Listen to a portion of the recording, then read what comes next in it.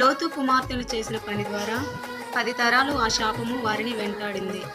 వారి మధ్య నుండి వచ్చిన రూతు చేసిన రక్షణ కార్యము ద్వారా ఇప్పుడు మనమందరము క్రీస్తు ప్రణాళికలో ఒకటై ఉన్నాము. దీనిని మనము పాటగా పాడితే